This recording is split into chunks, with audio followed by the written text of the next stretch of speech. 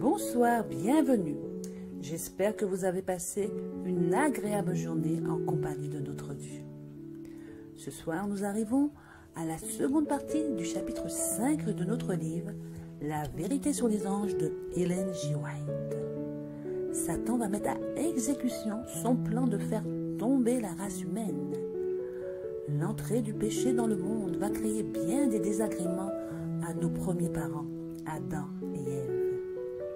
Et pour la restauration future de la race humaine, Adam et Ève vont être expulsés du jardin, loin de l'arbre de vie. Commençons notre lecture. Satan parle à Ève par l'intermédiaire d'un serpent. Afin d'accomplir son œuvre sans être perçu, Satan choisit d'employer comme médium le serpent, un déguisement bien adapté à son objectif de tromperie. Le serpent était alors l'une des créatures les plus sages et les plus belles de la terre. Il avait des ailes, et lorsqu'il volait dans les airs, il présentait une apparence d'éclat éblouissant, ayant la couleur et la brillance de l'or bruni. Ève allait du côté de son mari, regardant les belles choses de la nature dans la création de Dieu, ravissant ses sens avec les couleurs et le parfum des fleurs et la beauté des arbres et des arbustes. Elle pensait à la restriction que Dieu leur avait imposée en ce qui concerne l'arbre de la connaissance. Elle se réjouissait des beautés et des bienfaits que le Seigneur avait fournis pour la satisfaction de tous les besoins. Tout cela, disait-elle, Dieu nous en a donné la jouissance. Elles sont toutes à nous, car Dieu a dit, « Tu peux manger librement de tous les arbres du jardin, mais tu ne mangeras pas de l'arbre de la connaissance du bien et du mal. » Ève s'était promenée près de l'arbre interdit, et sa curiosité fut éveillée pour savoir comment la mort pouvait être dissimulée dans le fruit de ce bel arbre. Elle fut surprise d'entendre ces interrogations reprises et répétées par une voix étrange. Dieu a-t-il dit, « Vous ne mangerez pas de tous les arbres du jardin ?» Ève n'était pas consciente qu'elle avait révélé ses pensées en conversant à haute voix avec elle-même. Aussi fut-elle très étonnée d'entendre ces questions répétées par un serpent. Avec des mots doux et agréables, et avec une voix musicale, Satan s'adressa à l'Ève émerveillée. Elle fut surprise d'entendre parler un serpent. Il a vanté sa beauté et son extrême beauté, ce qui n'était pas pour déplaire à Ève. Ève a été séduite, flattée, infatuée. Ève pensait vraiment que le serpent connaissait ses pensées et qu'il devait être très sage. Elle lui répondit, « Nous pouvons manger du fruit des arbres du jardin, mais le fruit de l'arbre qui est au milieu du jardin, Dieu a dit, « Vous n'en mangerez pas et vous n'y toucherez pas, de peur que vous ne mouriez. » Et le serpent dit à la femme, « Vous ne mourrez point, car Dieu sait que le jour où vous en mangerez, vos yeux s'ouvriront et que vous serez comme des dieux connaissant le bien et le mal. » Ici, le père du mensonge a fait une affirmation en contradiction directe avec la parole exprimée de Dieu. Satan a assuré à Ève qu'elle avait été créée immortelle et qu'il n'y avait aucune possibilité pour elle de mourir. Il lui a dit que Dieu savait que s'ils mangeaient de l'arbre de la connaissance, leur intelligence serait éclairée, élargie et ennoblie, les rendant égaux à lui-même. Ève trouvait le discours du serpent très sage. Elle regardait avec un désir ardent l'arbre chargé de fruits qui semblait très délicieux. Le serpent en mangeait avec un plaisir apparent. Ève avait exagéré les mots du commandement de Dieu. Il avait dit à Adam et Ève, « Mais tu ne mangeras pas de l'arbre de la connaissance du bien et du mal, car le jour où tu en mangeras, tu mourras. » Dans la controverse d'Ève avec le serpent, elle a ajouté la clause suivante. « Vous n'y toucherez pas non plus de peur de mourir. » C'est ici que l'on voit la subtilité du serpent. cette déclaration d'Ève lui a donné l'avantage. En mangeant de cet arbre, Satan déclarait qu'il atteindrait une sphère d'existence plus élevée et entrerait dans un champ de connaissances plus large. Il avait lui-même mangé du fruit défendu et avait ainsi acquis le pouvoir de la parole. Et il insinuait que le Seigneur désirait jalousement le leur refuser de peur qu'il ne soit élevé à l'égalité avec lui-même. La curiosité d'Ève fut éveillée. Au lieu de fuir l'endroit, elle écouta le serpent parler. Il ne lui vint pas à l'esprit qu'il pouvait s'agir de cet ennemi déchu, utilisant le serpent comme médium. Avec quel intérêt intense l'univers entier observait le conflit qui devait décider de la position d'Adam et Ève.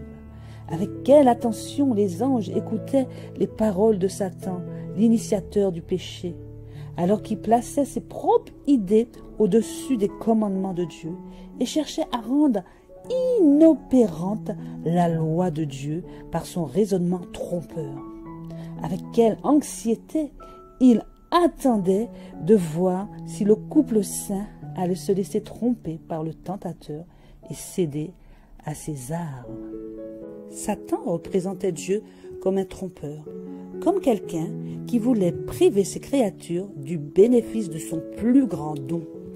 Les anges entendirent avec tristesse et stupéfaction cette déclaration concernant le caractère de Dieu, car Satan le représentait comme possédant ses propres attributs misérables.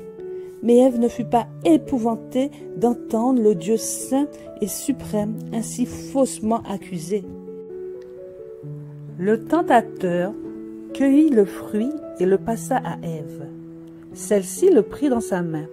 À ce moment-là, le tentateur dit « Il t'est interdit de le toucher de peur de mourir. » Et il lui dit qu'elle n'aurait pas plus conscience du mal et de la mort en mangeant qu'elle ne l'ait eu en touchant ou en manipulant le fruit.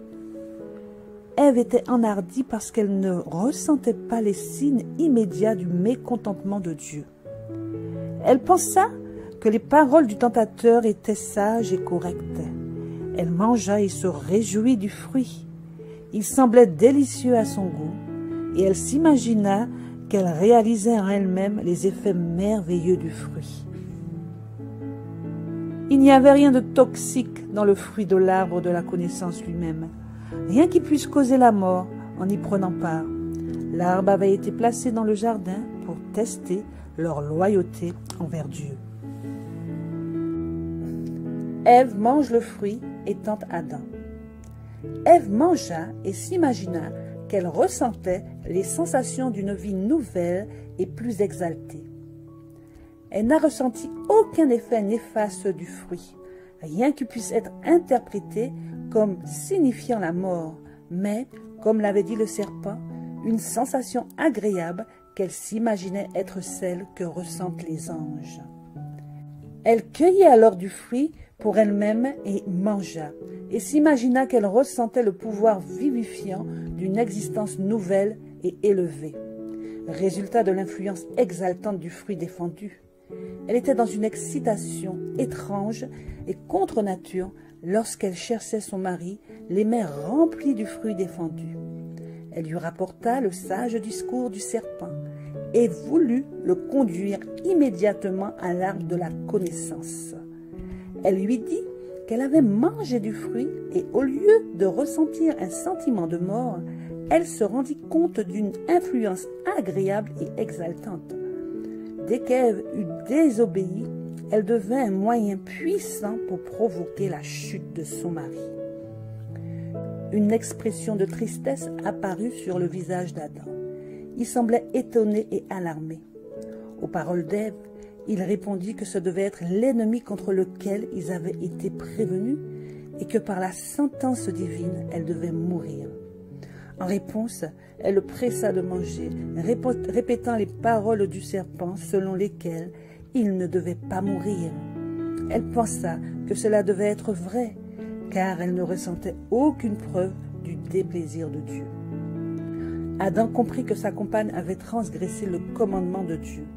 qu'elle n'avait pas tenu compte de la seule interdiction qui leur était imposée pour tester leur fidélité et leur amour.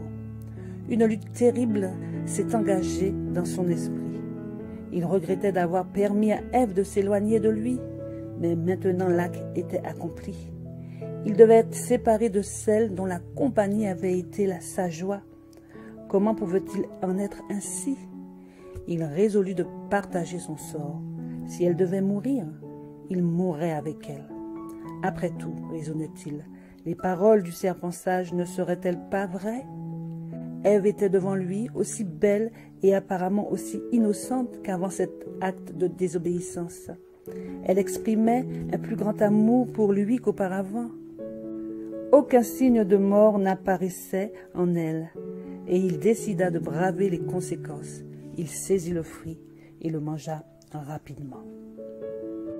Après sa transgression, Adam s'imagina d'abord entrer dans un état d'existence supérieur.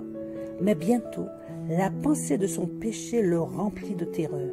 L'air, qui avait été jusqu'alors d'une température douce et uniforme, semblait refroidir le couple coupable. L'amour et la paix qui avaient été les leurs avaient disparu. Et à leur place, ils ressentaient le sentiment du péché, la crainte de l'avenir, la nudité de l'âme. Satan exultait de son succès. Il avait maintenant tenté la femme de se méfier de Dieu, de mettre en doute sa sagesse et de chercher à pénétrer ses plans si sages. Et par elle, il avait aussi provoqué la chute d'Adam qui, en raison de son amour pour Ève, avait désobéi à l'ordre de Dieu et était tombé avec elle. Satan, l'ange déchu, avait déclaré qu'aucun homme ne pouvait garder la loi de Dieu. Et il a montré la désobéissance d'Adam comme prouvant la véracité de cette déclaration. Satan se vantait fièrement que le monde que Dieu avait créé était sous sa domination. Ayant conquis Adam, le monarque du monde, il avait fait de la race ses sujets. Et il devait maintenant posséder l'Éden et en faire son quartier général. Il y établirait son trône et serait le monarque du monde. Le conseil de la paix. La nouvelle de la chute de l'homme se répandit dans le ciel. Toutes les harpes se turent. Les anges jetèrent leurs couronnes de leur tête avec tristesse. Tout le ciel était en émoi. Un conseil fut tenu pour décider de ce qu'il convenait de faire avec le couple de coupables. L'anxiété des anges semblait être intense pendant que Jésus était en communion avec son Père. 3 fois, il a été enfermé par la lumière glorieuse du Père. Et la 3e fois qu'il est venu du Père, on pouvait voir sa personne. Il a ensuite fait savoir à l'armée angélique qu'un plan d'évasion avait été conçu pour l'homme perdu. Il leur dit qu'il avait plaidé auprès de son Père et qu'il avait offert de donner sa vie en rançon, de prendre sur lui la sentence de la mort, afin que par lui, les hommes puissent trouver le pardon. Les anges ne pouvaient d'abord se réjouir, car leur commandeur ne leur cachait rien, mais ouvrait devant eux le plan du salut. Jésus leur a dit qu'il allait laisser toute sa gloire au ciel, apparaître sur la terre comme un homme, s'humilier comme un homme, et qu'enfin, après avoir accompli sa mission d'enseignant, il serait livré aux mains des hommes et endurerait presque toutes les cruautés et les souffrances que Satan et ses anges pouvaient inspirer aux hommes, qu'il mourrait de la mort la plus cruelle, suspendu entre le ciel et la terre comme un pécheur coupable, qu'il subirait des heures d'agonie épouvantables, que les anges eux-mêmes ne pourraient pas regarder, mais qu'ils voileraient leur visage à la vue. Les anges se sont prosternés devant lui. Ils ont offert leur vie. Jésus leur dit qu'il sauverait beaucoup de gens par sa mort, que la vie d'un ange ne pouvait pas payer la dette. Seule sa vie pouvait être acceptée par le Père comme rançon pour l'homme. Les anges craignaient qu'Adam et Ève n'avancent la main et ne mangent l'arbre de vie et ne deviennent des pécheurs immortels. Mais Dieu dit qu'il chasserait les transgresseurs du jardin. Les anges furent immédiatement chargés de garder le chemin de l'arbre de vie. Les anges qui avaient été désignés pour garder Adam dans sa maison d'Éden avant la transgression et son expulsion du paradis furent maintenant désignés pour garder les portes du paradis et le chemin de l'arbre de vie. Lorsque Adam et Ève ont réalisé combien la loi de Dieu était exaltée et sacrée, et que sa transgression rendait nécessaire un sacrifice si coûteux pour les sauver, eux et leur postérité, d'une ruine totale, ils ont promis de mourir eux-mêmes ou de les laisser, eux et leur postérité, subir la peine de leur transgression, plutôt que de laisser le Fils bien-aimé de Dieu faire ce grand sacrifice. Adam a été informé que la vie d'un ange ne pouvait pas payer la dette. La loi de Jéhovah, le fondement de son gouvernement dans les cieux et sur la terre, était aussi sacré que Dieu lui-même. Et pour cette raison, la vie d'un ange ne pouvait être acceptée de Dieu comme sacrifice pour sa transgression. Le Père ne pouvait ni abolir ni changer un seul précepte de sa loi pour répondre à l'homme dans sa condition déchue. Mais le Fils de Dieu, qui avait créé l'homme à l'unisson avec le Père, pouvait faire pour l'homme une expiation acceptable par Dieu. Lorsqu'Adam, selon les instructions particulières de Dieu, a fait une offrande pour le péché, ce fut pour lui une cérémonie des plus douloureuses. Sa main doit être levée pour prendre la vie, que Dieu seul peut donner, et faire une offrande pour le péché. C'était la première fois qu'il était témoin de la mort. En regardant la victime qui saignait, se tordant dans les agonies de la mort, il devait attendre par la foi le Fils de Dieu que la victime préfigurait. Adam et Ève expulsés de l'Éden. Adam et Ève ont été informés qu'ils devraient perdre leur demeure en l'Éden. Il n'était pas prudent pour eux de rester dans le jardin d'Éden, de peur que, dans leur état de péché, ils n'aient accès à l'arbre de vie. Adam et Ève demandèrent instamment de pouvoir rester dans le foyer de leur innocence et de leur joie. Ils confessèrent qu'ils avaient perdu tout droit à cette heureuse demeure, mais s'engagèrent à l'avenir à obéir strictement à Dieu. Mais on leur dit que leur nature s'était dépravée par le péché, qu'ils avaient diminué leur force pour résister au mal et qu'ils avaient ouvert la voie à Satan pour qu'il ait plus facilement accès à eux. Dans leur innocence, ils avaient cédé à la tentation et maintenant, dans un état de culpabilité consciente, ils auraient moins de pouvoir pour maintenir leur intégrité. Dans l'humilité et une tristesse indicible, ils ont fait leur adieu à leur belle demeure et ils sont allés habiter sur la terre où reposait la malédiction du péché. Des anges saints furent envoyés pour chasser le couple de désobéissants du jardin, tandis que d'autres anges gardaient le chemin vers l'arbre de vie. Chacun de ces anges puissants avait dans sa main droite une épée étincelante. Des anges puissants avec des faisceaux de lumière représentant des épées flamboyants tournant dans toutes les directions ont été placés comme des sentinelles pour garder le chemin de l'arbre de vie contre l'approche de Satan et du couple coupable. Le plan étudié de Satan était que Adam et Ève désobéissent à Dieu, reçoivent son froncement de sourcils, puis prennent part à l'arbre de vie, afin qu'ils puissent perpétuer une vie de péché. Mais de saints anges furent envoyés pour leur barrer le chemin de l'arbre de vie. Autour de ces anges brillaient de tous côtés des faisceaux de lumière qui avaient l'apparence d'épées étincelantes. Après la chute, Satan demanda à ses anges de faire un effort particulier pour encourager la croyance de l'immortalité naturelle de l'homme. Et lorsqu'ils eurent induit les gens à recevoir cette erreur, ils les amenèrent à conclure que le péché vivrait dans une misère éternelle. Amen. Ainsi s'achève notre chapitre 5 de notre livre. Je n'ai plus qu'à vous souhaiter une excellente nuit sous le regard de Dieu, à vous rappeler combien il est important de prier le Seigneur pour que nous ayons autour de nous des messagers célestes pour nous protéger et nous aider à avancer dans notre cheminement avec le Seigneur. Passez une excellente nuit. N'oubliez pas de liker, de vous abonner. À très bientôt si Dieu veut. Merci, soyez bénis.